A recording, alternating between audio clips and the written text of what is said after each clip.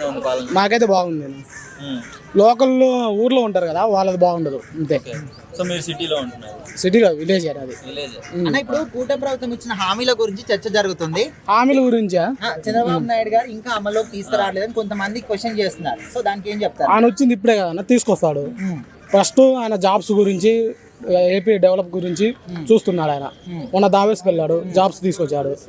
రోడ్లు ఉన్నాయి, రోడ్లు వేయించాడు. పోయినసారి వాళ్ళు ఏమి వేయలేదు.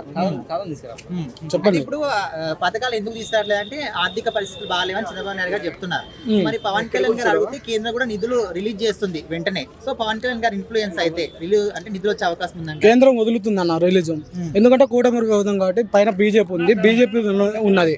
బీజేపీ చాలా వరకు నిధులు ఇస్తున్నది. ఇంకొక విషయానికి, జగన్మోహన్ రెడ్డి గారి పాలన బాగుందా, పవన్ కళ్యాణ్ గారి పాలన బాగుందా? నేను ఒకటి చెప్తా, జగన్ వచ్చినాక వాలంటీర్ వ్యవస్థ, సచివాలయ వ్యవస్థ బాగుంది, అన్ని విలేజ్ లోకి వస్తున్నాయి. కాకపోతే ఆయన రోడ్లు ఇవన్నీ డెవలప్మెంట్ గురించి ఏం పట్టించుకోలేదు. వీళ్ళు వచ్చినాక రోడ్లు అన్ని బాగా వేస్తున్నారు. జగన్ ఉన్నప్పుడు అన్ని సచివాలయంలోకి మన ఆధార్ కార్డు ఏంది, రేషన్ కార్డు ఏంది, ప్రతిదీ మనం సచివాలయంకి వెళ్ళి తీసుకుంటాము. అయితే ఆయన ప్యాలెస్ నుంచి సచివాలయం దగ్గరికి అసెంబ్లీలో ఏమీ మాట్లాడలేదు డెవలప్మెంట్ గురించి. ఆయన ఏదైనా వ్యక్తిగత దూషణలు అవన్నీ చేశాడు.